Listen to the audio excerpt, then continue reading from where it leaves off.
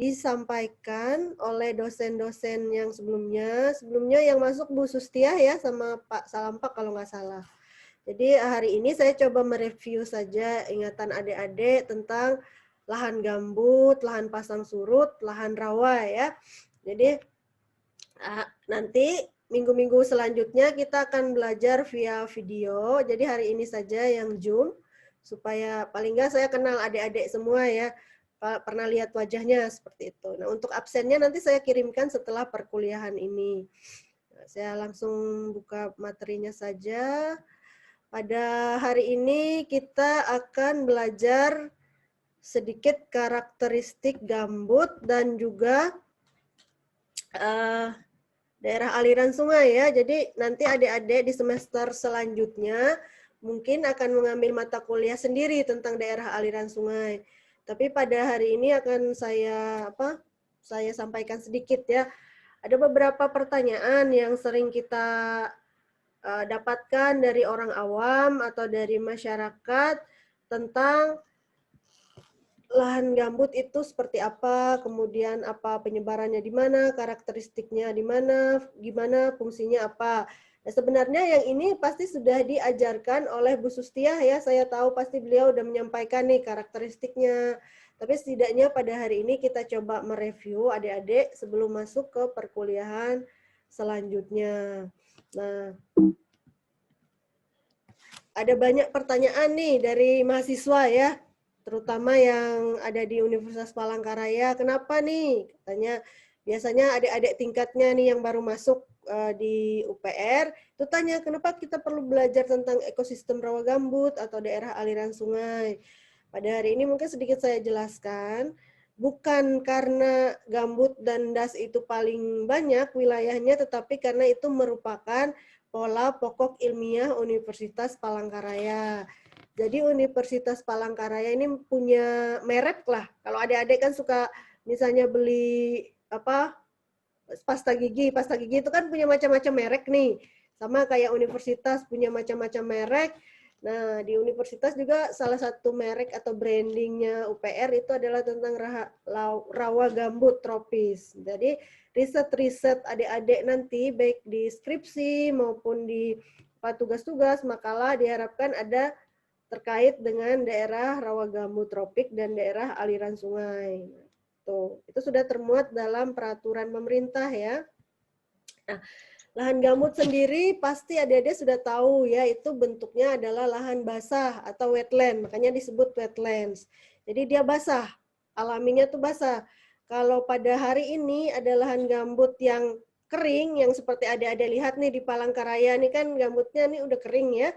Itu karena berbagai aktivitas manusia atau usaha manusia untuk mengeringkannya. Nah, tipe-tipe daripada lahan gambut, lahan rawa, lahan basah itu ada rawa, ada juga lahan pasang surut, ada gambut, ada dataran banjir, ada daerah aliran sungai, dan ada mangrove. Jadi ada macam-macam sebenarnya jenis lahan basah. Salah satunya adalah rawa, daerah aliran sungai, dan lahan gambut yang kita kenal. Nah, kalau kita lihat di sini, rawa itu artinya kan sesuatu yang tergenang ya, tergenang secara permanen. Itu akibat dari drainase yang buruk. Jadi ciri-cirinya biasanya ciri fisiknya, ciri kimia, ciri biologinya adalah mengarah kepada ciri-ciri lahan basah tadi atau lahan yang tergenang permanen. Bisa juga sementara, tergenangnya bisa juga sepanjang waktu.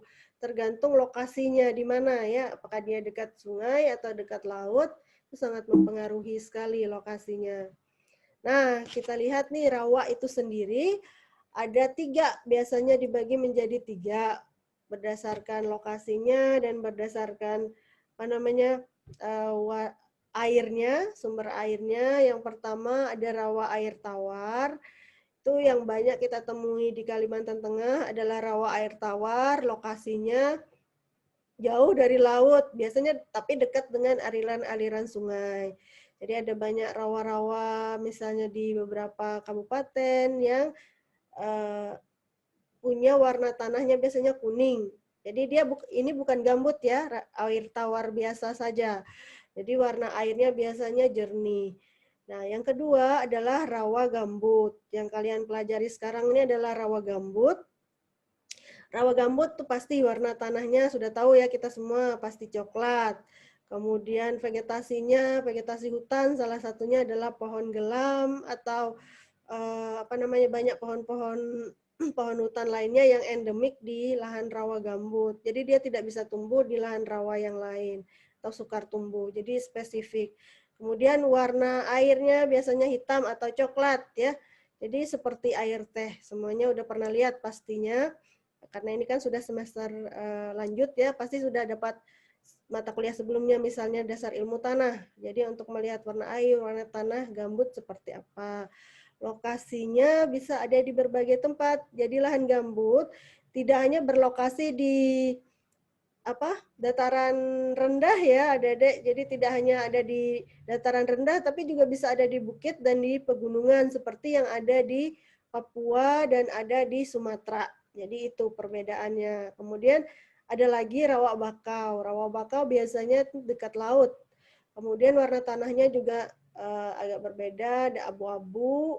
Kemudian vegetasinya pasti pohon bakau, airnya cenderung jernih atau coklat. Jadi ini perlu diingat ya nanti ada 3 rawa. Jadi rawa itu tidak semuanya lahan gambut juga tidak semuanya rawa sebenarnya. Jadi itu perbedaannya. Nanti silakan dilihat kondisi di lapangannya. Nah, zonasi lahan rawa sendiri ini ada berbagai macam zonasinya. Nah, tadi jenis-jenisnya itu juga sebenarnya berhubungan sama zonasi ini. Jadi kalau zona 1 biasanya dekat laut itu rawanya rawa pasang surut, jenis vegetasinya tadi mangrove ya. Kemudian ada zona yang kedua, bisa dilihat di sini zona kedua biasanya ada gambut, ada tanah aluvial, ada juga marin. Marin artinya tanah-tanah yang berasal dari pantai atau laut seperti itu yang abu-abu tadi ya. Jadi kondisi airnya cukup asin, kemudian warna tanahnya, warna vegetasinya juga masih mirip-mirip dengan yang ada di pasang surut air payau. Itu transisi biasanya. Kemudian naik ke atas ada gambut, ada aluvial. Naik lagi ke atas di zona 3 itu biasanya rawanya tidak dipengaruhi oleh pasang surut air laut. Contohnya ada di Palangkaraya ini. Palangkaraya kan jauh ya dari laut. Itu biasanya tanah-tanahnya kebanyakan tanah gambut. Kalau dia di dekat aliran sungai ada tanah-tanah aluvial. Jadi itu adalah zona dari lahan rawa sendiri. Jadi nanti adik-adik kalau misalnya ke lapangan bisa membedakan nih wilayah misalnya desa A itu zona mana, desa B zona mana, desa C masuk zona mana. Jadi lahan gambut itu juga berbeda-beda ya, berbeda-beda tipologi lahannya, tidak sama. Kemudian rawa juga. Jadi biasanya kalau gambut bisa di mana-mana sih, di sini juga bisa di zona 1, zona 2, zona 3. Tergantung pembentukannya seperti apa. Nanti kita lihat ya adik-adik. Ini tipe luapannya. Jadi kalau tadi lokasinya, pembagian zona berdasarkan lokasi, sekarang adalah pembagian berdasarkan tipologi luapan. Tipe A itu biasanya terluapi air pada pasang besar, bagusnya untuk sawah. Kemudian keterangannya itu genangannya banjir, bentuknya rawa juga. Tipe B itu tertutup air pada lahan pasang, hanya pasang besar saja, bagusnya untuk sawah atau surjan. Surjan ini biasanya ada sawahnya, ada tanaman di pinggirnya itu ya, tanaman-tanaman baik hortikultura atau tanaman ditanam tanaman buah-buahan. Lahannya potensial, kadang-kadang ada yang sulfat masam, ada yang rawa gambut dangkal. Tipe C biasanya tidak terluapi air. Muka airnya itu cenderung dangkal. Dia lembab ya kalau tipe C. Bisa dengan surjan atau digunakan untuk surjan bertahap. Lahannya itu ada yang sulfat masam, ada yang gambut juga. Nah, tipe D ini yang tadi di zona 3, zona 3 biasanya itu tidak terluapi air, muka air tanahnya cukup dalam di bawah permukaan. Ada bentuk biasa digunakan untuk tegalan atau untuk perkebunan. Gambutnya bisa dangkal, bisa juga sulfat masam, bisa juga gambut dalam. Jadi tergantung kondisinya di mana dia terbentuk, ketebalan gambutnya juga seperti itu. Misalnya dia ada di hutan, biasanya gambutnya lebih tebal dibandingkan yang ada di pesisir-pesisir sungai gitu ya. Jadi itu tipe D. Jadi tidak semua lahan gambut atau lahan rawa pada umumnya juga terluapi setiap saat. Jadi bisa berkala, bisa hanya pada musiman atau pada waktu tertentu saja. Nah, adik-adik tentu sudah belajar ya definisi gambut di awal perkuliahan. Nanti bisa dibaca saja, gambut itu adalah kumpulan bahan organik. Kalau ketebalannya kurang dari 50 cm itu belum bisa dikatakan gambut. Hanya bisa dikatakan lapisan tanah organik saja ya. Tapi kalau dia sudah lebih dari 50 cm itu pasti kita bisa definisikan sebagai gambut. Jadi nanti ketika adik-adik praktikum, baik praktikum mata kuliah ini atau praktikum barangkali mata kuliah lain yang sifatnya menganalisis sifat gambut, terutama sifat fisiknya, ketebalan gambut, kalau nanti menemukan ketebalan gambutnya kurang dari 50, tidak bisa kita sebut tanah gambut, tetapi biasanya digunakan istilah tanah mineral bergambut. Nah, istilah gambut sendiri tentu sudah tahu kita ya, itu bukan berasal dari bahasa Dayak yang pasti, atau bukan berasal dari bahasa Indonesia, tapi berasal dari bahasa daerah tertentu yang ada di Kalimantan Selatan. Nah, di orang Dayak sendiri itu punya penamaan sendiri untuk lahan gambut ya, atau gambut sendiri. Jadi kalau adik-adik nanti misalnya ke KN, ke desa-desa, ngobrol dengan masyarakat setempat, pasti mereka punya penamaan sendiri. Bahkan ada di beberapa desa, itu yang tidak tahu gambut itu apa. Maksudnya kata gambut, tapi mereka punya kata yang lain untuk tanah organik atau tanah hitam yang ada di wilayahnya biasanya. Nah, biasanya itu. Jadi silakan nanti adik-adik mengeksplor istilah ini, cukup menarik juga. Barangkali ada macam-macam penamaan gambut karena kata gambut sendiri itu baru diadopsi ya, oleh Himpunan Ilmu Tanah Indonesia, digunakan untuk mengistilahkan histosol. Kalau dalam kunci taksonomi itu histosol namanya ya. Jadi itu baru diadopsi menjadi bahasa Indonesia. Sehingga ada banyak orang mungkin yang tua-tua masih belum paham gambut itu apa sih sebenarnya. Nah, proses pembentukan gambut bisa kita pelajari. Itu pastinya awalnya gambut terbentuk di kondisi tergenang atau kondisi berawa yang tertimbun selama ratusan tahun sehingga menjadikan itu adalah lapisan organik yang sangat tebal. Bahkan ada beberapa seperti di kubah gambut yang ada di Kalimantan Tengah ini bisa mencapai 20 meter ketebalan gambutnya ya, tapi di bawah sampai mencapai tanah mineral atau bahan yang ada di bawah gambutnya sendiri. Nah, nanti adik-adik silahkan dibaca seperti apa proses pembentukannya. Umumnya seperti ini yang ada di gambut tropis, karena kalau di gambut non tropis biasanya pembentukannya dipengaruhi oleh suhu, tetapi kalau di gambut tropis pembentukannya dipengaruhi oleh air atau genangan air. Nah, di Indonesia sendiri pembentukan gambut itu berada biasanya di antara dua sungai. Jadi mayoritas yang ada di Indonesia itu seperti ini. Jadi profil atau topografinya seperti ini. Bisa ada lihat nih, ada kiri kanan ada sungai kecil atau sungai besar. Kemudian di antara dua sungai itu biasanya ada genangan. Kemudian itu menumpuk menjadi kubah gambut. Jadi seperti ini bisa dilihat. Nah, penamaan kesatuan hidrologi gambut sekarang ini digunakan oleh pemerintah Indonesia dalam pengelolaan lahan gambut. Jadi untuk 2 tahun atau 3 tahun terakhir ini, ketika kita melakukan manajemen atau pengelolaan lahan gambut, kita tidak bisa melihat batas-batas administrasi lagi. Tapi kita melihat adalah kesatuan hidrologinya. Jadi sampai dari hulu sampai ke hilir, sungainya seperti apa, itulah yang mempengaruhi kesatuan hidrologi gambut, sehingga kesatuan hidrologi gambut ini tidak bisa dipisahkan dengan daerah aliran sungai. Karena daerah aliran sungai dan kesatuan hidrologi gambut ini merupakan satu area gitu ya. Kalau kita pisahkan dalam mengelolanya itu akan susah. Makanya ketika kita melihat pengelolaan gambut untuk lebih lestari itu tidak bisa hanya melihat bagian-bagian kecil saja, satu desa atau satu kecamatan atau satu kabupaten atau satu provinsi, tapi melihat ini. Nah, di Kalimantan Tengah sendiri itu ada 11, kalau tidak salah 11 sungai besar ya. Dari 11 sungai besar itu ada beberapa kesatuan hidrologi gambut. Nah, nanti bisa kita tunjukkan pada perkuliahan selanjutnya.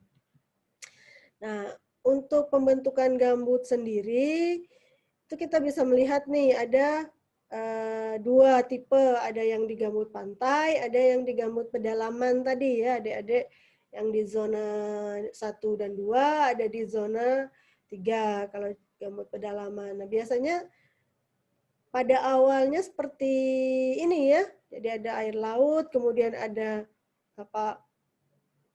gambut bertumpuk, baik dari sini, dari daratannya, atau penumpukan terbawa oleh arus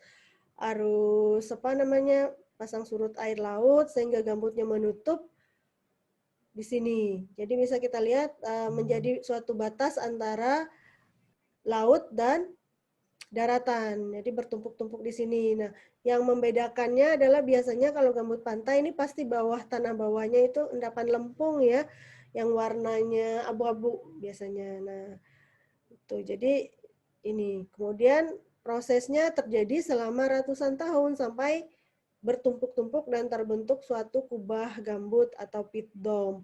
Jenis gambut pantai banyak kita temui di Sumatera. Yang kedua adalah gambut pedalaman. Gambut pedalaman ini bisa ada dua, bisa ada gambut topogen, bisa ada gambut ombrogen. Biasanya kalau gambut topogen itu dia dipengaruhi masih oleh kondisi pasang surut. Jadi kadang-kadang lokasinya itu ada di pantai atau di juga pegunungan di lembah-lembah, tetapi dia tidak terlalu dalam. Nah, dan lebih sedikit subur dibandingkan gambut ombrogen. Sedangkan gambut ombrogen ini adalah gambut yang sangat tebal sekali dan usianya lebih tua dari gambut topogen, bisa mencapai sampai 20 meter, sangat masam sekali dan mengandung banyak asam humat. Jadi warnanya sangat coklat kehitaman dan pekat. Nah, biasanya daerah-daerah ini punya ekosistem sendiri. Misalnya contohnya ekosistem yang ada di Sebangau ya. Jadi itu dia punya ekosistem sendiri dan gambutnya sangat tebal di sana. Nah, sehingga sering disebut orang, kalau adik-adik sering dengar, itu ekosistem air hitam.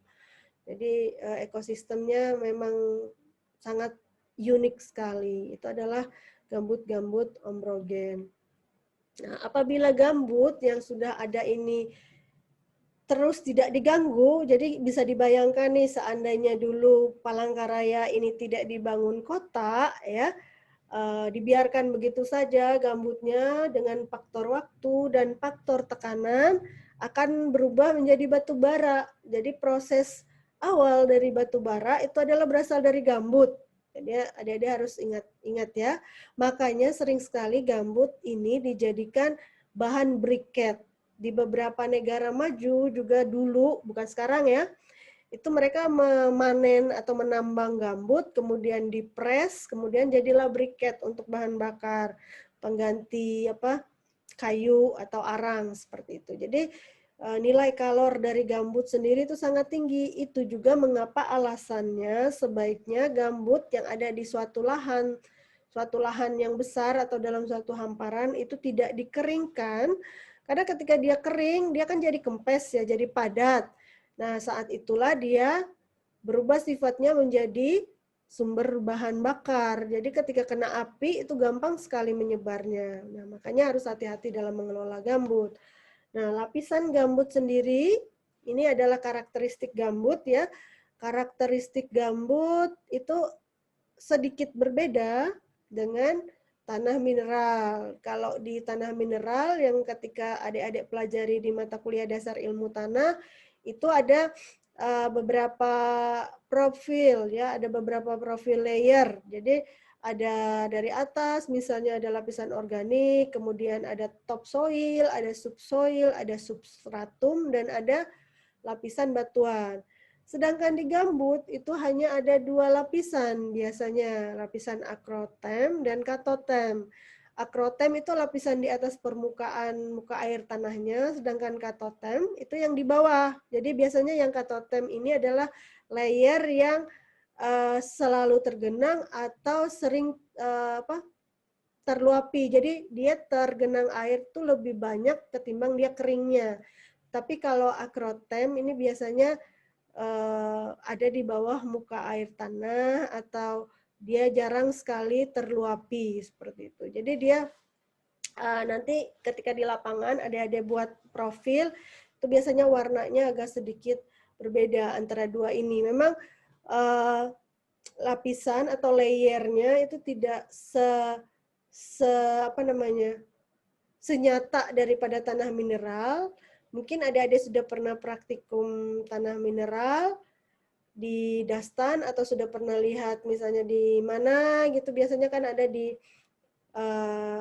lokasi-lokasi yang kalau nggak salah di tambang atau di mana itu kan ada dibuka ya sehingga kelihatan layer tanahnya itu sangat jelas sekali, ada topsoil, subsoil dan segala macamnya. Sedangkan di gambut itu tidak jelas, hanya kalau muka air tanahnya berbeda ya dia juga berbeda sekali sehingga tidak jelas batas antara dua ini. Nah, biasanya di bawah gambut itu ada tanah mineral, bisa juga ada batuan ya, langsung ke batuan granit atau bedrock ini. Bisa juga ada tanah mineral, misalnya subsoil seperti itu. Ini kondisinya sangat tergantung di mana dia terbentuk lagi-lagi ya adik-adik ya. Nah, gambut berdasarkan tingkat kematangannya pasti semua sudah tahu ya, ada yang matang, setengah matang, ada yang masih mentah. Nah, ini bisa dicek di lapangan nanti adik-adik. Kalau adik-adik mau analisis atau mau survei, itu bisa kalau mau tahu ketebalannya tinggal diperas saja dengan tangan. Itu akan ketahuan misalnya dia masih sedikit tersisanya di tangan kita, itu kemungkinan besar saprik. Kemudian kalau dia masih banyak nih serasa-serasa ketika kita peras airnya kan keluar ya, sisa lebih banyak seratnya atau lebih banyak sisa-sisa jaringan-jaringan tanaman tuh biasanya fibrik atau masih mentah. Nah, itu adalah gambut. Kemudian tingkat kesuburannya, ternyata gambut itu sendiri banyak yang bilang ya gambut itu tidak subur, banyak yang bilang dan itu memang kenyataannya. Kalau dibandingkan dengan tanah mineral, gambut atau histosol itu tidak sesubur tanah mineral. Jadi kalau ada kita punya tanah nih, kita mau membuat suatu lahan pertanian, untuk orang pertanian seharusnya dia lebih memilih tanah mineral ketimbang tanah gambut ya, karena tanah mineral itu jauh lebih subur dibandingkan gambut. Tetapi di antara gambut sendiri itu ada berbagai macam tipe daripada kesuburannya. Misalnya gambut eutropik itu gambutnya cenderung subur. Biasanya lapisan gambutnya itu tipis, tidak banyak, tetapi dia dipengaruhi oleh sedimen sungai atau laut. Jadi dia ada dekat sedimen, atau kalau di zona lahan rawa dia zona 1 ya, barangkali zona 1. Kemudian ada yang namanya gambut mesotrofik, gambutnya subur, dicirikan kandungan basanya juga sedang. Jadi biasanya mesotropik ada di gambut transisi atau di zona 2. Yang terakhir adalah gambut oligotropik. Contoh gambut oligotropik misalnya di Kota Palangkaraya misalnya ya. Gambutnya itu tidak subur, mineral haranya rendah, kemudian dia jauh dari pengaruh air sungai atau air laut. Jadi dia tidak dipengaruhi oleh pasang surut air sungai atau air laut. Nah, ini sangat sulit sekali kalau digunakan untuk lahan pertanian. Itu tingkat kesuburannya. Kemudian ada lagi, tadi sudah dijelaskan ya sebelumnya, tingkat perbedaannya ombrogen dan topogen. tergantung lingkungan terbentuknya. Misalnya ombrogen dipengaruhi air laut, sedangkan topogen dipengaruhi oleh air pasang surut. Misalnya seperti itu, sehingga lebih subur daripada gambut ombrogen. Nah, bisa juga dibagi berdasarkan kedalamannya. Jadi gambut itu sendiri, kalau adik-adik pernah baca ya peraturan atau regulasi tentang pengelolaan lahan gambut, itu sangat jelas sekali, ada peraturan Menteri Lingkungan Hidup dan Kehutanan, kalau tidak salah, bahwa gambut-gambut yang di atas kedalaman 3 meter atau 300 cm itu tidak boleh dikelola sebagai lahan pertanian. Tetapi yang di bawah itu bisa digunakan. Kenapa? Karena dasar ilmunya yang tadi ya, orang beranggapan kalau gambut-gambut yang di bawah 3 meter itu adalah gambut-gambut topogen, jadi cenderung lebih subur. Sedangkan gambut-gambut yang di atas 3 meter itu adalah dikategorikan gambut obrogen dan tidak subur. Jadi kalau kita bertani di lahan gambut yang sangat tebal, itu inputnya besar. Mungkin saja tidak ada yang mustahil ya, tetapi untuk penduduk atau petani skala kecil akan susah sekali kalau mengelola gambut yang lebih besar dari 3 meter, karena biasanya input haranya sangat besar sekali, belum lagi bagaimana cara memadatkan tanahnya supaya misalnya katakanlah mau nanam sawit atau mau nanam karet, supaya tanamannya itu stabil, karena hampir semua tanaman perkebunan ketika ditanam di lahan gambut yang cukup dalam biasanya dia miring.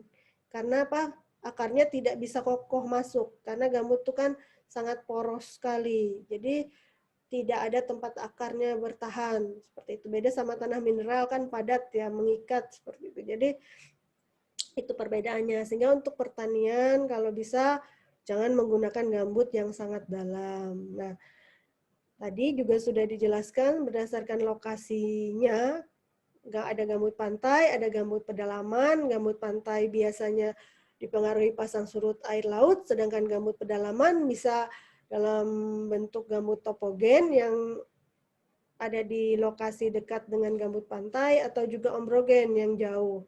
Dan kondisinya dipengaruhi oleh air hujan saja. Jadi tidak ada input dari air laut untuk gambut-gambut pedalaman. Nah, kalau kita lihat gambut pada hari-hari ini kan digunakan untuk bermacam fungsi ya. Jadi sekarang contohnya di Palangkaraya atau di UPR itu kan dijadikan tempat pemukiman atau misalnya perkantoran. Kemudian ada juga pertambangan, ada beberapa wilayah yang orang menambang baik gambutnya sendiri atau menambang batuan di bawah gambut atau tanah di bawah gambut atau pasir seperti itu, ada banyak di beberapa wilayah. Kemudian ada yang dijadikan hutan konservasi, banyak juga yang dijadikan lahan pertanian yang sekarang jadi kontroversi ya adik-adik, lahan pertanian. Nah itu macam-macam sekali. Nah bagaimana kita menyikapi berbagai macam penggunaan lahan yang sudah ada sekarang ini, itu tentu manajemen atau pengelolaannya perlu metode sendiri yang unik dan spesial. Jadi kita tidak bisa menggunakan metode yang digunakan di tanah mineral untuk dipakai di gambut. Jadi itu perbedaannya ya.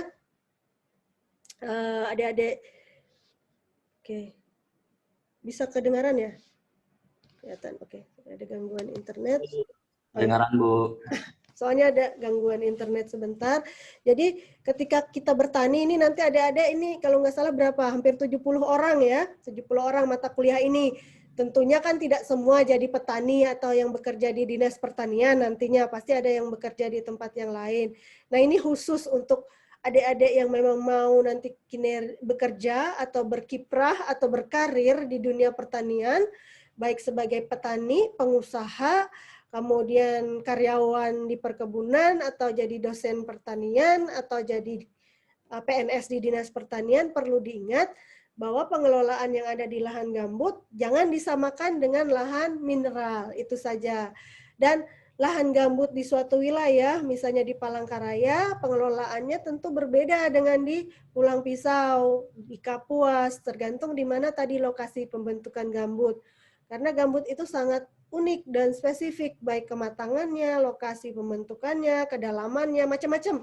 Jadi kalau tanah, misalnya kita mau buat kebun di tanah mineral atau tanah fosforik merah kuning, itu gampang ya, oh iya pasti sama satu hamparan. Tetapi jangan salah, gambut itu bisa berbeda satu hamparan. Karena misalnya satu hamparan ada yang dekat sungai, ada yang jauh dari sungai. Misalnya ada yang dia bentuknya kubah, kubah kan sangat dalam ya, ada yang tipis di dekat sungai biasanya seperti itu. Jadi sangat unik sekali dan harus hati-hati mengelolanya. Karena kalau tidak hati-hati, ada contoh sudah ya, yang tidak hati-hati pengelolaan lahan gambut yang tidak bijaksana adalah lahan gambut 1.000.000 hektar. Ini adik-adik yang pertanian pasti pernah mendengar atau berasal dari sana. Lahan gambut 1.000.000 hektar atau PLG yang dikenal sekarang ini kan yang lagi rame heboh dengan food estate ya, heboh semua orang. Itu adalah kesalahan atau ketidakbijaksanaan dalam pengelolaan lahan gambut. Jadi dulu ada ide kita mengadopsi apa yang sudah berhasil di Sumatera, karena pertanian di Sumatera itu sudah berhasil sejak zaman Belanda di lahan gambut. Kita cobalah, gitu ada ide kita cobalah di Kalimantan Tengah yang gambutnya luas ya. Nah zaman dulu kan kondisi XPLG itu adalah hutan rawa, nggak ada orang yang mau ke sana, nggak ada orang yang masuk ke sana, itu hutan saja. Paling orang pemukiman itu ada di pinggir-pinggir sungai atau di pinggiran hutannya, tidak sampai ke dalam. Kemudian pemerintah mau mengadopsi lah yang sudah sukses di wilayah lain, mau diadopsi di Kalteng. Ternyata tidak sukses seperti itu. Karena yang ada di Kalteng ternyata baik karakteristik, lokasi pembentukan, sejarahnya, kemudian umur gambutnya juga sangat berbeda dengan yang ada di Sumatera. Jadi itu makanya harus hati-hati dalam pengelolaan lahan gambut untuk apapun, termasuk pemukiman. Sekarang kan di Palangkaraya ini, kalau ada yang ngekos nggak tahu ngekosnya di mana atau punya rumah sendiri, sering sekali banjir ya. Sering hari-hari ini tuh sering banjir nih. Sering kebanjiran, misalnya kosnya kah masuk sampai mana, rumahnya masuk sampai mana. Nah itu juga mungkin karena kesalahan kita ya, karena pertama, sekarang orang buat rumahnya tidak rumah panggung lagi, tapi rumah yang ada langsung di tanah ya, dari fondasinya pakai semen ya. Kalau zaman dulu kan orang pakai kaki rumahnya, nah sehingga jarang kena kebanjiran walaupun banjir di bawahnya saja. Sekarang orang beda. Nah itu juga tidak bagus, sebenarnya tidak cocok dengan kondisi lahan gambut pemukiman yang seperti itu, karena konkrit ini kan dia tidak bisa menyerap air terlalu banyak ya, maksimal. Jadi dia pasti akan tergenang masuk ke dalam rumah. Dan masalah lainnya adalah subsiden atau penurunan muka tanah atau muka gambut. Hari-hari ini terjadi subsiden yang sangat cepat sekali. Jadi gambut itu kalau dia kering ya tadi kempes ya. Karena mayoritas gambut itu adalah air. Nah kalau dia kering sedikit, itu dia akan menyusut karena airnya hilang. Jadi gambut itu dia tebal sebenarnya bukan karena hanya tebal lapisan organiknya, tapi tebal airnya ya. Karena kalau adik-adik nanti ngambil sampel ring sampel misalnya, jadi 1 gram volume gambut itu bisa airnya itu lebih dari 100 kalinya. Misalnya 1 gram gambut berarti 100 kali 100 gram ya airnya ya. Itu minimal ya, kadang-kadang lebih lagi, bahkan sampai 1.000. Nah itu, kalau adik-adik bayangkan ya pasti akan cepat menyusut ya, karena semuanya isinya air. Makanya harus hati-hati dalam pengelolaan gambut itu sendiri. Nah, ada yang mengatakan Indonesia ini adalah lahan gambutnya terluas atau nomor 2 terluas di dunia ya, dulunya. Nah, ternyata ada penemuan baru beberapa tahun terakhir ini menunjukkan ada satu lahan gambut tropis yang juga cukup luas, itu adanya di Kongo atau Republik Kongo yang ada di Afrika. Tetapi dia masih berupa ekosistem gambut hutan ya. Jadi dia ada di lembah Kongo dan dia cukup luas sekali hamparannya. Nah, sedangkan Indonesia semakin hari karena gambutnya itu digunakan untuk penggunaan lain, bukan dihutankan, setiap hari itu menurun. Jadi kalau adik-adik lihat nih, nanti ada luasannya gambut dari tahun ke tahun, luasannya itu semakin kecil, sehingga kita sekarang berada di nomor 2. Nah, kalau dari provinsi 34 provinsi yang ada di Indonesia, ada 10 provinsi yang punya gambut terluas. Nah, ada 10 provinsi dan yang menduduki nomor 2 adalah Kalimantan Tengah. Jadi setelah Papua, Kalimantan Tengah, Riau, Kalimantan Barat, Sumatera Selatan.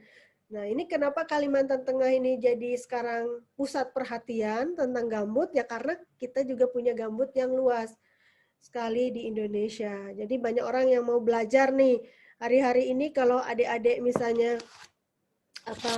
lihat, itu ada banyak orang asing nih yang sekarang datang ke Indonesia hanya untuk belajar gambut tropis. Jadi makanya adik-adik di sini nih jangan kalah ya. Terutama nanti ketika skripsi, kalau bisa jangan judul skripsinya yang itu-itu aja ya, tapi yang unik dan menarik dan bisa dipublikasi secara nasional atau internasional. Jadi jangan lagi mikirnya adik-adik misalnya ya udah saya yang penting lulus SP, dapat IPK 3,9 misalnya ya udah kerja. Sekarang sudah bukan zamannya lagi ya. Kalau bisa kita semua juga terus menggali skill atau keilmuan tentang gambut ini yang jadi topik atau brand Universitas Palangkaraya. Jadi harapannya riset-riset yang ada, yang adik-adik lakukan nanti ketika lulus juga mengarah ke ini ya, baik lahan gambut, lahan pasang surut, daerah aliran sungai. Seperti itu. Dan topik-topik ide-idenya itu kalau bisa yang baru ya, jangan yang tentang dosis pupuk, amelioran, itu udah nggak kepakai lagi. Kalau untuk orang-orang mahasiswa di luar Kalimantan Tengah tuh udah nggak ada lagi. Kalau adik-adik ke IPB, misalnya nih ke IPB atau ke mana UGM atau ke UB, itu mahasiswa S1-nya kayaknya udah nggak banyak lagi yang mengambil skripsi pengaruh dosis pupuk urea terhadap pakcoy misalnya, itu tuh udah nggak ada lagi. Makanya ketika adik-adik mau nanti bekerja di bidang pertanian atau mau jadi dosen tadi atau mau jadi di Kementerian Pertanian, itu ketika bersaing dengan mahasiswa atau alumni dari universitas lain, itu mungkin harus berjuang ya, walaupun pasti tidak ada yang mustahil, pasti bisa dapat. Nah, tapi bagusnya kalau skripsinya bagus, sehingga juga bisa dipublikasikan, nanti juga bisa jadi salah satu nilai tambah ketika adik-adik mendaftar jadi dosen atau jadi misalnya tadi PNS di kementerian atau di dinas atau di mana gitu. Tapi kalau memang nggak mau jadi kerja di bidang pertanian sih, nggak apa-apa. Ini hanya sekadar pengetahuan saja. Kalau misalnya mau jadi pedagang, ya ini bisa jadi pengetahuan gitu untuk adik-adik semua supaya nanti benar-benar jadi pedagang yang baik, yang ramah lingkungan juga ya, tidak merusak lingkungan. Nah, ini kalau kita lihat, ini ada dua landscape atau bentang lahan yang hampir mirip ya. Yang satunya di Lembah Kongo, yang satunya di Das Kahayan atau di Palangkaraya dan sekitarnya. Ketika ada naik pesawat tuh sering lihat landscape seperti ini, kelihatan cantik sekali ya. Kalau orang-orang luar dari Kalimantan Tengah ke Kalimantan Tengah lihatnya wah cantik sekali, seperti itu hutannya masih banyak, kemudian sungainya sangat lebar. Jadi itu ekosistem yang sangat menarik untuk adik-adik pelajari ke depannya. Nah ini tadi yang saya katakan, luas gambut di Indonesia itu bervariasi. Sampai pada hari yang terakhir ini, pemerintah Indonesia mengklaim kita hanya punya 13 juta hektar. 13 juta hektar, sekitar 2 hektar lebih itu adanya di Kalimantan Tengah. 2 hektar apa 3 hektar ya? 3 juta hektar ya, saya lupa. Itu adanya di Kalimantan Tengah. Nah itu luasannya dari tahun ke tahun ini semakin mengecil. Yang pertama mungkin karena tadi banyak gambut-gambut yang sudah hilang sekarang. Ketika kalau adik-adik berkunjung atau KKN nanti di desa-desa misalnya di Pulau Pisau atau di Kapuas atau di wilayah Kota Waringin Timur atau Kota Waringin Barat atau Katingan yang dulu ada gambutnya, bisa melihat ada bekas yang ada gambutnya, ada yang sudah gambutnya hilang, ada yang masih ada gambutnya. Jadi dari hari ke hari, karena gambut itu kan tadi unik ya pembentukannya. Kalau dia terganggu sedikit, ekosistemnya akan menjadi semakin rusak ya adik-adik. Ini adalah nanti bisa dibaca sendiri saja ya. Bisa dibaca oleh adik-adik semua. Luasan dari gambut itu seperti apa, besarnya seberapa, di mana wilayahnya yang paling luas, pulau mana, ini bisa dibaca sendiri saja nanti. Barangkali juga kemarin dosen yang lain sudah menyampaikan juga. Nah, ini adalah peta sebaran gambut. Ini adalah peta yang sangat penting sekali untuk kita punyai atau kita ketahui ya, adik-adik semua. Jadi ini namanya peta tanah eksplorasi Indonesia. Jadi ini ada 12 ordo tanah yang ada di Indonesia. Terutama di sini penting nih untuk adik-adik yang minat tanah nih nanti. Harus tahu nih ada 12 ordo tanah yang ada di Indonesia dan salah satunya adalah ordo histosol atau yang kita sebut gambut. Nah, di mana lokasinya atau posisinya kita sangat jelas bisa lihat dari peta ini. Ini sangat jelas sekali peta ini menunjukkan bahwa inilah posisinya. Jadi gambut-gambut kita lihat yang warna ungu. Ungu ini gambut ya, ada ungu-ungu, ada di Papua juga.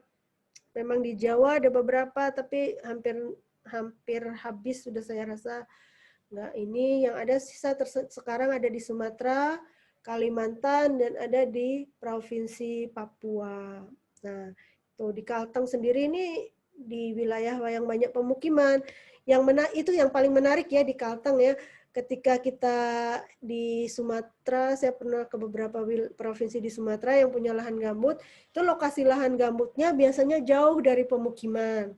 Tetapi yang unik di Kalimantan Tengah itu bahkan pemukiman adanya di atas lahan gambut gitu. Jadi itu cukup menarik sekali ya. Jadi nanti peta ini penting untuk adik-adik ketahui dan digunakan untuk pengelolaan tanah atau pengelolaan lahan gambut ke depannya. Jadi setiap mahasiswa harus tahu bahwa di mana posisi gambut melalui peta ini. Nah, kita lihat peta yang satunya lagi ya. Peta satunya lagi itu yang dikeluarkan oleh Kementerian Kehutanan dan Lingkungan Hidup. Kalau yang tadi 12 ordo tanah oleh Kementerian Pertanian ya. Kalau ini Kementerian Lingkungan Hidup dan Kehutanan yang menunjukkan di mana kondisi lahan gambut itu warna pink ya. Ini ada warna pink. Ini ada. Jadi menariknya selain tadi lahan gambut yang ada di Kalimantan Tengah ini berasosiasi dengan pemukiman, nah menariknya berasosiasi juga dengan masih hutan alam primer. Jadi ini kita lihat dekat sekali. Gambut-gambut yang warna pink, ada yang di dekat Taman Nasional Sebangau, kemudian yang ada di Tanjung Puting, ini bisa terlihat nih. Menarik sekali ya. Jadi unik sekali yang ada di Kalimantan Tengah sehingga banyak orang yang mau mempelajarinya. Nah, karakteristik gambut yang sering kita lihat yang pasti warna tanahnya tadi ya, warna airnya, tingkat kemasamannya, ketebalan lapisan bahan organik, bobot isinya dan lokasinya. Nah, itu ada penciri utama daripada gambut sendiri. Jadi kalau adik-adik mau meneliti gambut, nanti untuk skripsi atau untuk proyek misalnya gitu ya, silahkan menggunakan parameter ini untuk menganalisis gambut. Nah, ini adalah hasil riset dari salah satu mahasiswa saya dulu tahun 2016, hasil analisis karakteristik gambut di beberapa tempat. Nah, ini menunjukkan dari satu tempat ke tempat lainnya ada berbagai perbedaan ya adik-adik ya. Misalnya di Bukit Tunggal itu masuk Palangkaraya, Kalampangan juga masuk Palangkaraya, Tumbang Nusa ada di Pulang Pisau, Kanamit ada di Pulang Pisau. Nah, adik-adik bisa lihat di sini dari tingkat kesuburan, kriteria kesuburan, itu ada beberapa yang sangat tinggi, misalnya kayak P, kemudian K, itu sangat tinggi kalau kita analisis dengan analisis lab, tetapi dia tidak tersedia untuk tanaman karena dihambat oleh pH ya. Jadi faktor penghambat utama yang ada di lahan gambut itu adalah pH atau tingkat kemasaman. Kemasamannya yang sangat-sangat tinggi itu membuat mikroorganisme tidak mampu mendekomposisi, ditambah lagi kondisi tergenang tadi ya, kadar airnya tinggi. Nah itu, jadi nanti adik-adik kalau mau tertarik riset ini sebenarnya gampang saja, tinggal ambil sampel di beberapa lokasi, analisis sudah jadi skripsi, satu skripsi yang cukup menarik. Nah, ini adalah penjelasannya. Untuk saya ambil contoh untuk wilayah lahan gambut di Kalampangan. Semua kita tahu nih Kalampangan adalah apa? Adalah salah satu pusat pertanian hortikultura ya di Kalimantan Tengah atau di Palangkaraya. Banyak kita melihat, oh Kalampangan ini bagus untuk bahkan bukan hanya mahasiswa, mungkin beberapa pengajar yang ada di sini atau beberapa orang-orang yang ada di masyarakat mengatakan, nih kenapa sih lahan gambut atau gambut yang ada di Kalampangan itu lebih bagus ketika ditanami dibandingkan dengan di wilayah lain. Tuh, alasannya yang pertama, sebenarnya kalau dari karakteristik basic atau dasarnya itu ya kurang lebih sama ya, misalnya pH-nya juga rendah, C organiknya tinggi, kandungan nitrogennya tinggi tapi tidak tersedia. Tetapi kenapa di Kalampangan itu cenderung lebih subur? Yang pertama ya karena udah diolah cukup lama ya. Jadi dia diolah sudah sejak mungkin 30 tahun yang lalu, sehingga kondisi fisiknya sudah lebih baik. Jadi dia sudah lebih padat, kemudian orang di sana juga memang dalam mengolah tanah juga rajin ya, maksudnya inputnya juga dikasih, misalnya kapur, pupuk, dan segala macamnya. Nah itu sehingga bisa menjadi lebih subur, walaupun tidak akan sampai sesubur tanaman yang ada di lahan mineral. Jadi sebagus apapun yang ada di lahan gambut, itu pasti lebih bagus di lahan mineral untuk bertanam. Nah, itu kalau ada pilihan. Nah, itu perbedaannya, karena memang di Kalampangan itu sudah lama dan ada beberapa wilayah yang ada di Kalampangan itu dulu sekali itu dilakukan pencampuran antara gambut dengan mineral vulkanik. Jadi beberapa dulu banyak mineral vulkanik dibawa dari Jawa, kemudian dicampur di tanah yang ada di Kalampangan supaya menambah nutrisi ya. Jadi salah satunya itu untuk menambah nutrisi tanah. Sedangkan gambut yang di tempat lain itu cenderung gambut yang belum diolah, kemudian masih masih masam ya, sehingga mikroorganisme pun tidak bisa berfungsi secara maksimal di sana. Kalau dikasih pupuk pun bisa cepat hilang. Jadi itu permasalahan pemberian pupuk di gambut juga ya adik-adik, itu cepat hilang gitu ya. Jadi dia bisa masuk ke badan air, bisa juga masuk ke dalam tanah, terbawa, bisa juga di aliran permukaan. Karena bagaimanapun tangan, jadi kalau adik-adik ini udah belajar dastan pasti ya, dasar ilmu tanah, itu pasti tahu tuh partikel tanah, itu kan ada tangan-tangannya, ada anion, ada kation. Nah itu yang untuk memegang hara. Di gambut itu sendiri tangannya tuh adalah tangan dari senyawa organik. Dia tangannya tidak sama dengan tangan yang ada di mineral, di tanah mineral tangannya itu. Kalau misalnya gambutnya terdegradasi, si tangan senyawa organiknya nih hilang biasanya. Jadi dia tidak bisa memegang lagi. Itu mungkin nanti bisa dijelaskan mata kuliah lain ya, agak rumit sekali kalau menjelaskan. Mungkin di kimia tanah nih, adik-adik bisa belajar tuh tangan-tangannya. Nah, itu tidak bisa kita melihat saya kasih pupuk dia bisa tumbuh subur, tidak ya, sangat kompleks sekali di di lingkungan perakarannya gambut itu kompleks sekali. Jadi adik-adik kalau mau mendalami kesuburan gambut itu bisa ambil kimia tanah nanti ya, mungkin belajar kimianya seperti apa rantainya yang ada di gambut, rantai senyawa organik, asam humid, asam fulvik, dan lain-lainnya. Nah, itu alasannya. Kemudian sifat fisik, ini ada juga hasil penelitian mahasiswa juga pada tahun 2019, ini dia mengambil apa analisis sifat fisik, tetapi dia mengambilnya dari tadi 2 lapisan akrotem dan katotem. Kalau yang penelitian pertama dia ambil cuma di atas permukaan ya, di topsoil atau di akrotem. Nah, kalau yang ini diambil dari 2, dari akrotem, dari katotem. Akrotem tadi yang di atas permukaan air tanah, yang katotem yang di bawah permukaan air tanah ya. Jadi ini adik-adik bisa lihat nih perbedaannya yang ada di atas atau yang ada di bawah permukaan air tanah. Ini analisisnya ada di 2 tempat yang sama-sama ada di Pulang Pisau, ada di Kanamit, ada di Tanjung Taruna. Nah, kalau kita lihat antara hutan, antara semak, antara kelapa sawit, antara karet, bervariasi juga nilainya. Nah, ini contoh saja pada lahan gambut transisi, itu misalnya, ini saya ambil contoh, kadar airnya di daerah gambut transisi Desa Kanamit itu bisa sampai 1000% ya, lebih besar. Kemudian yang di tempat lain itu bisa 400 misalnya seperti itu. Jadi bervariasi sekali kadar airnya. Kemudian bobot isi di Taruna misalnya bobot isinya 0,1. Itu rata-rata memang kalau gambut itu pasti 0,1 sekian-sekian ya. Itu sangat kecil sekali. Tapi kadar airnya misalnya dia hanya 300.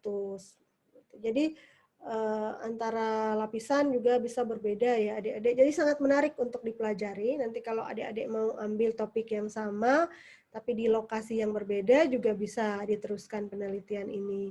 Ada lagi yang namanya sifat biologi. Kalau tadi sifat kimia, sifat fisik, sifat biologi.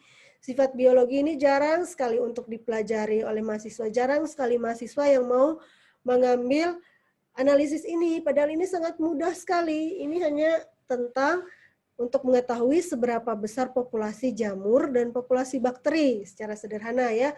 Nanti bisa kita hubungkan dengan pH. Jadi biasanya ada hipotesis pada pH-pH yang rendah itu justru jamur lebih tinggi. Jadi dekomposisi bahan organik itu dipengaruhi oleh jamur, sedangkan pada kondisi pH sedang atau mendekati netral itu populasi bakteri yang lebih tinggi. Jadi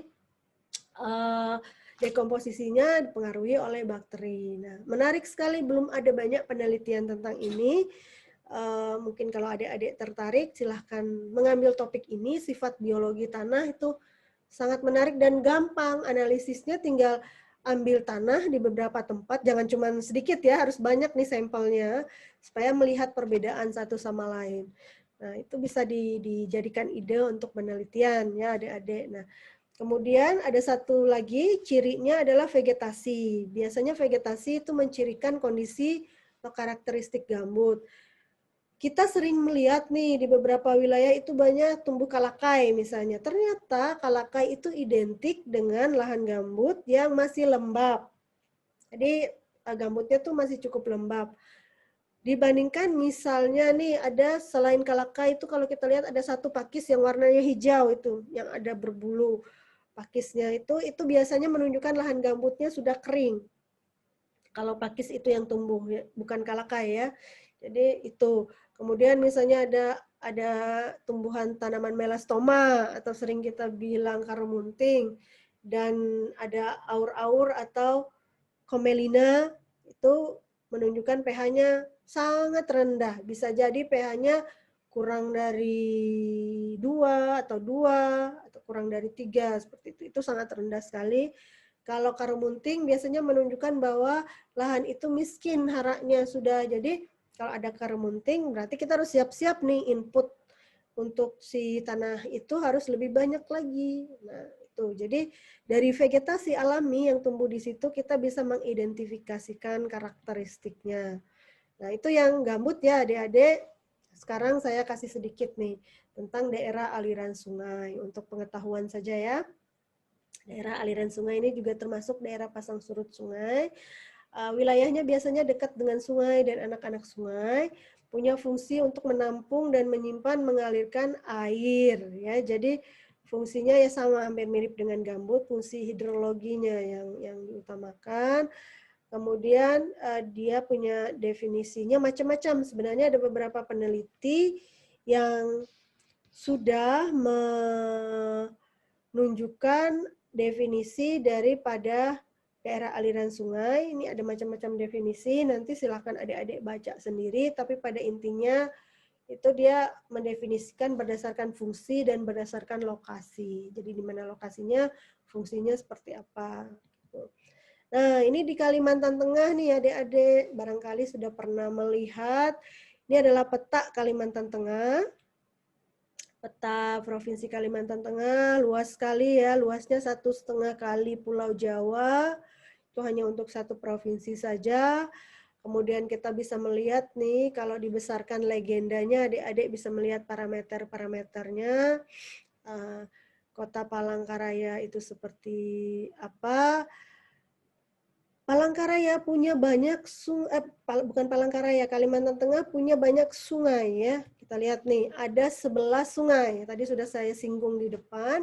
Ada 11 sungai yang mempengaruhi dengan lebar tertentu dan kedalaman tertentu, panjang tertentu. Tapi yang paling mempengaruhi atau yang paling panjang adalah Sungai Kahayan dan Sungai Barito. Ya, cukup mempengaruhi ekosistem yang ada di Kalimantan Tengah. Makanya dua itu yang nanti akan kita jelaskan di sini. Das Kahayan, sering kita sebut Das Kahayan, termasuk di dalamnya kota Palangkaraya, itu melewati 3 kabupaten dan 1 kota dengan panjang, nih adik-adik bisa lihat, panjangnya berapa nih?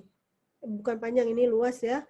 Luasnya itu sampai 24.000 ya. Kalau diluaskan itu luas Das Kahayannya dengan di beberapa kabupaten dan di beberapa kecamatan yang ada di Kalteng. Nah, ini. Jadi pengaruhnya cukup besar ya. Kita lihat ada lagi satu Das Barito. Das Barito itu melewati 4 kabupaten. 4 kabupaten, ada Murung Raya, ada Barito Utara, ada Barito Selatan, ada Barito Timur, sampai ke Kalimantan Selatan. Jadi itu perbedaannya. Kalau Das Kahayan, dia hanya melewati yang ada di Provinsi Kalimantan Tengah, sedangkan Das Barito, dia sampai hilirnya sampai di Provinsi Kalimantan Selatan. Ini adik-adik bisa lihat nih, barangkali ada adik-adik yang berasal dari salah satu daerah ini ya. Ada berapa nih? 8, 14, 24, 27 ya. Ada 27 wilayah yang dilewati oleh Sungai Barito. Nah, itu. Jadi pengaruhnya sangat besar sekali. 2 sungai besar ini. Identifikasi, kalau kita mau mengidentifikasi das, ini ada 3 faktor, ada meteorologi, ada morfologi, ada morfometri. Jadi untuk mempelajari das, adik-adik bisa ambil mata kuliahnya sendiri ya. Kalau nggak salah ada pengelolaan das ya, saya lupa. Dari mata kuliah pilihan untuk ilmu tanah itu ada ini. Jadi kalau adik-adik mau mengidentifikasi karakteristik das juga bagus nih untuk penelitian skripsinya. Silakan mengambil mata kuliah lanjutannya. Nah, sekarang kita ke fungsi ekosistemnya. Kita semua tahu bahwa fungsi ekosistem lahan gambut itu sangat penting untuk menjadi penambat sedimen atau menjadi cadangan air ya, cadangan air. Karena gambut itu tadi air sebenarnya, mayoritas daripada berat volumenya itu air. Kemudian dia juga bermanfaat sebagai penyedia hara, terutama yang ada di ekosistem danau, rawa, dataran banjir, mangrove, dan lamun. Kemudian penahan atau penawar pencemaran juga hampir pada semuanya. Stabilisasi iklim mikro, misalnya sink dan emisi karbon. Ini lagi rame nih ya, yang di akhir-akhir ini orang sering mengatakan bahwa lahan gambut berhubungan dengan perubahan iklim. Sebenarnya untuk stabilisasi iklim ya. Jadi walaupun sebenarnya ada banyak fungsi yang lain, tapi karena ini lagi jadi tren, jadi orang banyak riset-risetnya ke arah sini. Yang paling tidak kalah penting itu perlindungan sumber daya plasma nutfah.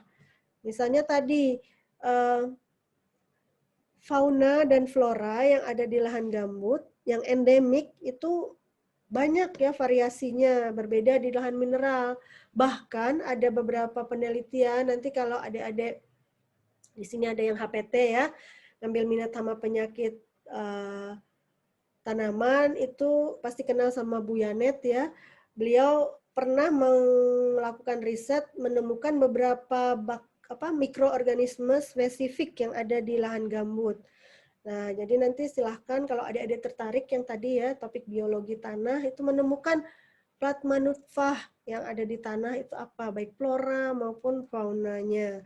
Nah, silahkan saja, itu menarik. Bukan hanya flora fauna yang bisa kita lihat dengan mata ya, yang makro dan meso, tetapi yang mikro juga penting untuk kita ketahui. Barangkali ada penemuan-penemuan baru yang bisa kita dapatkan dari sana yang bermanfaat untuk kehidupan kita sekarang ya. Misalnya ada bakteri yang ternyata bisa menjadi antibiotik misalnya yang ada dari lahan gambut, atau bakteri yang bisa hidup di kondisi asam misalnya ketika kita suntik bakterinya ke satu tanaman tertentu itu bisa hidup dalam kondisi masam misalnya. Nah, itu menarik sekali untuk diteliti adik-adik ya. Ini tadi fungsinya sebagai penyimpan air. Nah, contoh hutan rawa gambut yang masih alami atau masih bagus ya, itu ada di Taman Nasional Sebangau dan ada salah satunya di lokasi LHG Sebangau. LHG itu adalah suatu lahan atau hutan alam, laboratorium hutan alam punya Universitas Palangkaraya. Jadi barangkali adik-adik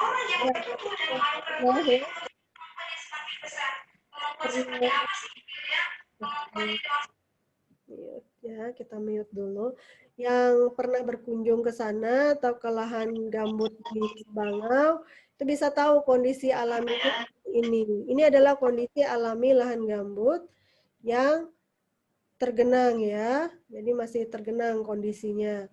Nah, kekayaan alam jenis tumbuhan, mamalia, burung, dan lain-lain itu juga masih bagus di sana. Nah, mari kita lihat. Ini adalah prioritas restorasi. Jadi kita tahu bahwa sekarang ada program pemerintah untuk lahan gambut ya, adik-adik. Restorasi lahan gambut itu terbagi menjadi 4. Ada prioritas untuk restorasi gambut berkanal, ada kubah gambut berkanal, ada kubah gambut tidak berkanal, ada restorasi pasca kebakaran 2015. Nah, adik-adik bisa melihat nih yang tadi saya bilang, Taman Nasional Sebangau. Ini yang warna hijau, ini adalah kubah gambut ya, yang tidak berkanal, dan ini adalah kawasan lindung. Walaupun di pinggir-pinggirnya sudah dulu pernah dibuat kanal, tapi sekarang ditutupi. Berbeda sekali dengan kondisi yang ada di sini. Ini adalah Kabupaten Pulang Pisau ya, yang ada di sini. Bisa lihat ini mayoritas terbakar. Kemudian dia banyak kanal-kanalnya juga. Jadi itu perbedaannya ya, adik-adik. Jadi lahan gambut itu kalau mau belajar yang alaminya silahkan belajar ke tadi Taman Nasional Sebangau. Kalau mau lihat lahan gambutnya yang terdegradasi silahkan belajar ke lahan XPLG 1.000.000 hektar yang ada di Kabupaten Pulang Pisau dan di Kapuas. Jadi silahkan adik-adik belajar ke sana. Nah, gambut dari masa ke masa kita sebenarnya mau lihat nih gambut karena banyak sekali isu atau topik yang simpang siur nih tentang lahan gambut, terutama hari-hari terakhir ini. Barangkali adik-adik di sini ada yang aktivis lingkungan atau concern sebagai pengelola lingkungan, misalnya ini kan lagi rame nih aktivis lingkungan dari anak-anak muda. Tetapi banyak anak-anak muda nih hari-hari ini yang masih belum memahami seperti apa dari kondisi gambut dari masa ke masa. Makanya kita coba nih mempelajari. Nah, ini adalah salah satu konsep ya adik-adik ya. Konsep orang Dayak. Jadi pada awalnya orang Dayak menyebut gambut dangkal itu sebagai petak luau. Jadi dalam bahasa Dayak Ngaju nih. Mungkin ada dalam bahasa Dayak lain, ada sih. Nah, ciri-cirinya ketebalan bahan organik sebenarnya ya, ketebalan bahan organiknya antara 20 sampai 50, jadi dia tipis. Kemudian bahkan ada beberapa sih yang pokoknya di bawah 1 meter, kemudian kondisi pengurai dekomposisinya hemik sampai saprik, di bawahnya biasanya liat, dekat tepi sungai atau di antara 2 perbukitan, vegetasinya rumput, pasokan airnya biasanya berasal dari curah hujan atau banjir sungai, kondisi tanahnya berlumpur. Nah, jadi adik-adik bisa lihat nih ada sungai, ada tanggul sungai, ada belakang sungai, ada gambut, ada kubah gambut. Dalam pengetahuan dan kearifan lokal orang Dayak sendiri, itu sangat jarang orang Dayak membuka kubah gambut. Dan ketika kami melakukan beberapa wawancara nih dengan orang Dayak, itu memang orang Dayak tidak pernah memilih untuk bertani di lahan gambut. Jadi itu harus diluruskan dulu ya adik-adik. Orang Dayak memilih bertani di lahan pinggiran sungai atau di lahan mineral atau gambut tipis, kalaupun sampai gambutnya itu gambut tipis. Yang tadi kedalamannya mungkin kurang dari 1 meter. Nah, karena kenapa? Karena sebenarnya di dalam kearifan lokal orang Dayak sudah tahu bahwa gambut itu tidak subur dan susah ditanami gitu ya. Makanya dibiarkan jadi hutan saja lebih baik. Akan tetapi kan banyak hal yang terjadi sampai pada lahan gambut itu kemudian dibuka. Ini adalah ciri pengelolaan lahan gambut berdasarkan kearifan lokal orang Dayak. Nah, ada lagi satu yang banyak dikelola adalah kearifan lokal pengelolaan lahan gambut dari orang Banjar. Jadi sebenarnya cuman ada sekitar tiga ya suku yang ada di Indonesia yang itu sangat familiar dengan gambut. Ada suku Dayak, ada Banjar, ada Bugis. Bugis itu biasanya karena mereka pendatang ke Kalimantan ya atau ke Sumatera, kemudian mereka bekerja di sawah atau di sektor pertanian itu zaman dulu ya. Jadi 3 suku yang familiar untuk mengelola lahan gambut. Suku-suku lainnya hampir tidak familiar ya untuk mengelola lahan gambut atau belum ada kearifan lokalnya. Mungkin ada beberapa sih suku di Sumatera, tapi tidak suku-suku kecil, tapi tidak agak berbeda gitu ya. Jadi berbeda terminologi. Nah kalau di Dayak itu gambut itu terminologinya harus dilestarikan atau dijaga. Berbeda lagi dengan misalnya terminologi di Banjar. Orang Banjar sebenarnya bertani, udah lama bertani di lahan gambut, tapi lagi-lagi tadi mereka tidak memilih gambut dalam ya. Mereka memilih gambut tipis dan di sekitar aliran sungai, dan ini adalah metodologi yang mereka gunakan. Mereka menggunakannya sebagai sawah atau sebagai sawah surjan seperti itu nih. Jadi misalnya ada di pinggir-pinggirnya mereka tanami kelapa, kemudian tanaman hortikultur, kemudian ada nangka, jeruk dan sebagainya. Dan ketika lahan ini sudah tidak bisa lagi ditanami padi, misalnya sudah tidak menghasilkan lagi nih, produksi padinya sudah jadi rendah sekali, mereka menjadikan itu kebun. Kemudian jadi kebun. Jadi bukan dibiarkan terlantar ya. Jadi dijadikan kebun sehingga jadi kebun buah, kebun tanaman tahunan seperti itu. Jadi itu metodenya orang Banjar. Jadi pengelolaan lahan gambut sangat bagus sekali di sana untuk pertanian. Tapi kalau orang Dayak untuk konservasi, kalau orang Banjar untuk pertanian. Itu dua kearifan lokal yang bisa kita terapkan dalam pengelolaan lahan gambut. Nah, sejarahnya kenapa lahan gambut jadi bisa seperti sekarang digunakan selain untuk hutan lindung atau untuk pertanian skala kecil.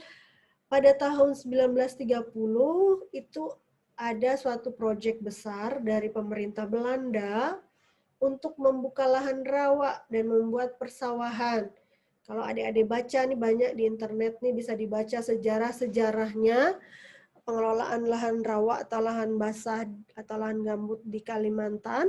Dimulai dari proyek ini yang tercatat sejarah ya, mungkin yang tidak tercatat sejarah itu ada.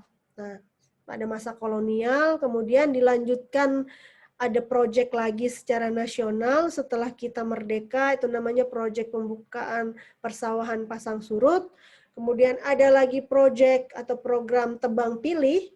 Waktu itu kan kita bisa menebang nih pohon-pohon yang bisa dimanfaatkan untuk keperluan tertentu. Jadi pohon-pohon hutan lah diambil, ditebang, kemudian digunakan untuk keperluan tertentu. Kemudian sampailah pada tahun 90-an, kita suatu proyek yang sampai hari ini dampaknya kita rasakan, itu proyek lahan gambut 1 juta hektar. Pasca proyek ini ada, itu kan kita mengalami, mungkin adik-adik belum lahir di sini ya, belum ada yang lahir pada tahun 97, 96, 97, 98, itu terjadi suatu kebakaran besar karena kegagalan proyek ini. Itu sangat parah sekali kebakarannya. Kemudian lanjut terus sampai pada tahun 2007 ada satu program pemerintah untuk merehabilitasi atau merevitalisasi lahan gambut yang ada di XPLG, tetapi sayangnya beberapa tahun kemudian terjadi kebakaran lagi, terus berjalan, kemudian pada tahun 2011 Kalteng jadi salah satu pilot project untuk namanya REDD atau reduksi emisi yang datang dari sektor kehutanan. Itu pertama di Indonesia loh, Kalimantan Tengah jadi pilot project. Jadi adik-adik harus bangga sebenarnya ada di Kalimantan Tengah karena Kalimantan Tengah ini cukup jadi sorotan ya terkait dengan pengelolaan lahan gambut. Sayang sekali pada tahun 2015 terjadi lagi kebakaran hutan dan lahan. Pasca tahun 2015 kita mengalami kerusakan lahan yang parah ya. Kerusakan lahan yang cukup parah. Kemudian 2016 itu dijadikanlah Kalimantan Tengah lagi sebagai salah satu prioritas wilayah untuk melakukan restorasi gambut. Nah, ini mungkin familiar di adik-adik ya. Tahun 2016 kita mulai program atau proyek restorasi gambut yang ada di Indonesia. Sayang sekali ya dalam berjalannya waktu 3 tahun kemudian terjadi lagi kebakaran hutan dan lahan. Untuk kita di Kalteng, mungkin adik-adik di sini sudah punya pengalaman ya, gimana kebakaran tahun 2019, kabut asapnya, susah bernapas, dan segala macam. Walaupun kebakaran itu tidak separah 2015 atau 1997 ya. Jadi, tapi kita bisa merasakan dampaknya yang kurang baik. Nah, pada tahun 2020 nih, 2020 kita mengalami suatu kondisi yang namanya pandemi COVID-19. Ini adik-adik kuliah daring ini kan karena pandemi COVID-19 ya. Nah, pada saat pandemi COVID-19 ini ada satu himbauan dari Badan Internasional Pertanian atau yang sering disebut FAO, itu menyampaikan bahwa dalam kondisi pandemik ini kemungkinan kita mengalami krisis pangan. Kemungkinan ya, karena semua orang tidak bisa bekerja. Kemudian supply persediaan pangan mungkin berkurang terus. Distribusinya juga terhambat. Sehingga pemerintah Indonesia merespon dengan membuat suatu proyek baru lagi. Adik-adik dengar yang namanya lumbung pangan atau food estate yang sekarang lagi mulai dibangun. Proyek lumbung pangan, salah satu pilot percontohannya adalah di Kalimantan Tengah, selanjutnya ada di Sumatera Utara. Tetapi untuk tanaman padi atau tanaman pangan itu akan dilakukan di Kalteng. Untuk di Sumatera Utara itu hanya tanaman sayur-sayuran kalau nggak salah hortikultura. Nah ini juga menarik nih adik-adik semua. Jadi jangan sampai adik-adik ini mahasiswa pertanian ini nanti tertinggal pada proyek ini. Karena jangan-jangan nanti malah yang bekerja di proyek ini malah orang-orang yang bukan dari bidang pertanian. Karena beberapa mahasiswa yang saya temui di beberapa event yang pencinta gambut itu bukan orang pertanian. Sangat menyedihkan sekali buat saya ya. Ayo orang-orang pertanian mulai bangkit ya. Kita concern ke pertanian kita, jangan sampai kita tertinggal. Nah, dalam dalam proyek lumbung pangan ini mumpung baru dimulai, ayo adik-adik nih orang-orang pertanian siap jadi pengusaha, siap jadi pelaku petaninya, tapi dengan teknologi yang modern ya. Kita tidak bisa menolak nih lumbung pangan meskipun ada pro dan kontra lumbung pangan di Kalteng. Tetapi mau tidak mau kita mencari solusi yang terbaik nih adik-adik. Nah, beberapa hari terakhir ini, mungkin beberapa bulan terakhir ini, adik-adik sering mendengar nih kan, Pak Presiden sering datang ke wilayah ke Kalteng. Kalau nggak salah nih udah hampir 3 kali ya, saya lupa 3 kali lah ke lokasi food estate untuk melihat pembangunan food estate di Kalimantan Tengah atau lumbung pangan nih. Ya meskipun seperti saya katakan tadi konsep food estate yang dibuat ini masih pro dan kontra. Nah inilah saatnya nih adik-adik orang pertanian, lulusan pertanian, sarjana pertanian, ya ayolah berkiprah di sini.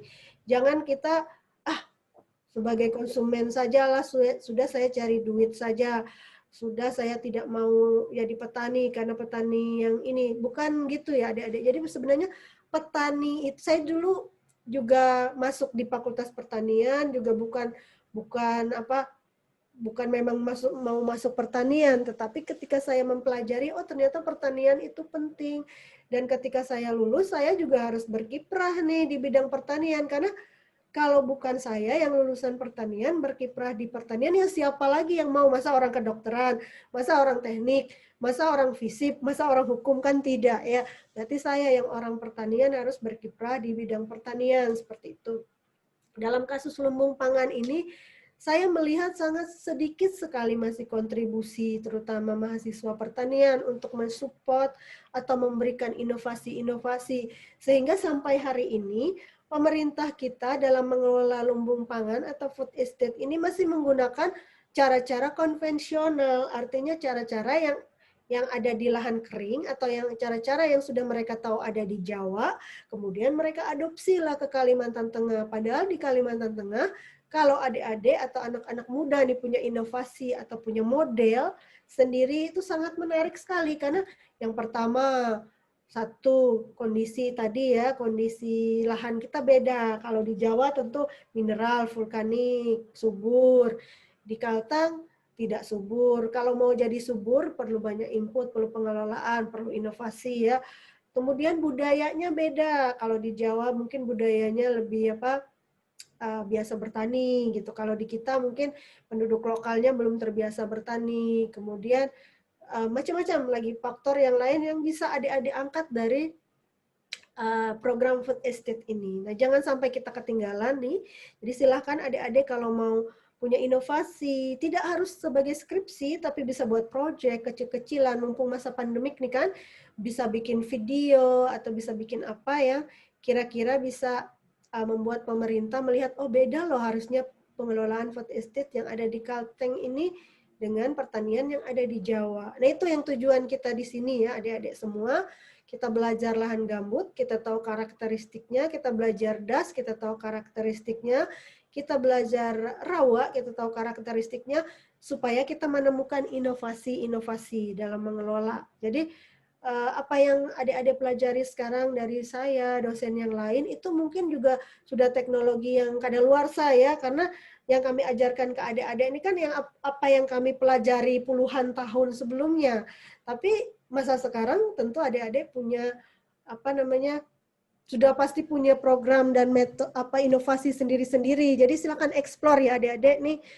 Saya berharap di sini kita mengeksplor bagaimana cara kita menemukan metode yang pas nih untuk lumbung pangan di Kalteng. Karena kalau kita menolak lumbung pangan ini yang nggak ada habis-habisnya ya. Kalau kita menolak, tetap aja mereka mengerjakan dengan metode pertanian lahan kering seperti di Jawa. Yang solusinya adalah kita memberikan opsi atau kita memberikan inovasi atau kita menunjukkan ini loh Bapak teknologi yang bagus untuk Kalteng.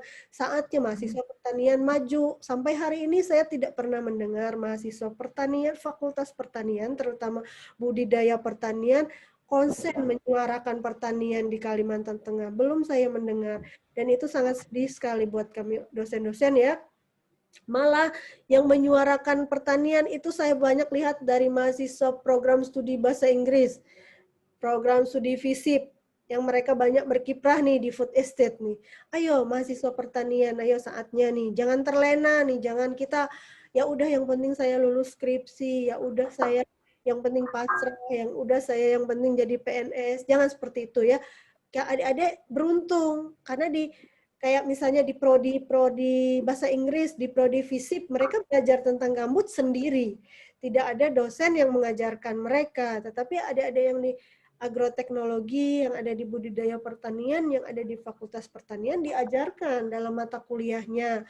Sehingga maksudnya supaya adik-adik punya inovasi ya, inovasi yang bagus atau kampanye atau program yang bagus untuk mendukung lumbung pangan. Ayo kita sama-sama bekerja untuk lumbung pangan yang ada di Kalimantan Tengah. Kita lihat dari tahun ke tahun itu ada perubahan iklim.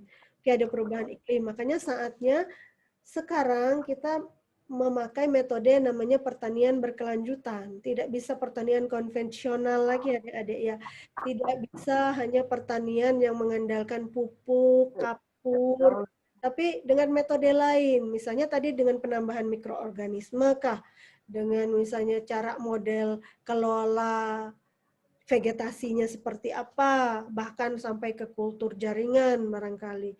Jadi inovasi-inovasinya harapannya adik-adik ini terpacu nih, mumpung masa pandemi, banyak di rumah, banyak membaca. Jadi jangan hanya apa itu aja, jangan hanya ya udah yang penting saya kuliah hari ini absen, sudah masuk nanti ujian, ya udah jawab UTS, UAS, ya udah lulus dapat IPK 3,9. Jangan seperti itu ya, adik-adik.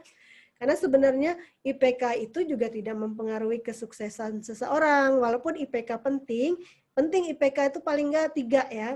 Kalau menurut saya 3, kalau 3,9 tuh belum tentu juga lebih pintar dari IPK-nya 3,1. Karena ada banyak pengalaman di dunia kerja. Saya punya banyak teman juga yang IPK-nya bahkan sempurna 4, tidak lulus jadi dosen. Tidak lulus jadi PNS. Apa kurangnya dia IPK-nya 4 kan?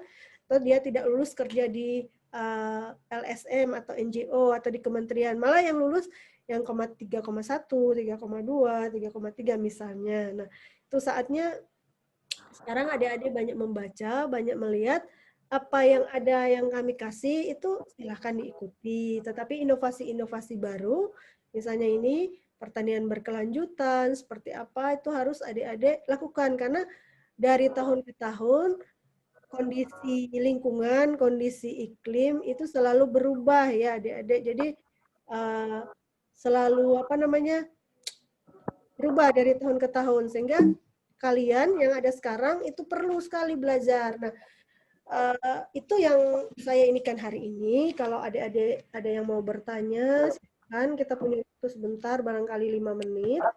Kalau adik-adik yang mau ditanyakan, kalau tidak ada, ya tutup sampai di sini perkuliahannya. Tapi kalau ada yang mau bertanya, silakan. Jadi intinya pada hari ini kita belajar karakteristik, kita belajar posisi gambut di mana, lahan basah di mana, lahan rawa di mana, lahan pasang surut di mana, supaya kita dapat inovasi untuk mendukung tadi program-program pemerintah atau mendukung pertanian berkelanjutan ya adik-adik ya. Jadi tujuannya adalah untuk mendapatkan inovasi. Jadi tujuan kita hari ini belajar kuliah yang saya berikan hari ini bukan tujuannya untuk adik-adik dapat nilai A ya, tapi supaya adik-adik bisa dapat apa semacam pengetahuan dan punya motivasi untuk bisa lebih maju lagi. Tuh ya, adik-adik semua. Karena waktunya sudah sangat terbatas, saya rasa mungkin nanti udah lewat ya sebenarnya ini udah lewat ya. Belum. Jadi saya sudahi ya sampai di sini. Nanti link absennya akan saya sampaikan via WA group kepada adik-adik semua. Jadi sampai ketemu di perkuliahan selanjutnya. Nanti kita bisa komunikasi via WA. Kalau mau tanya via WA group, silahkan saja ya adik-adik ya.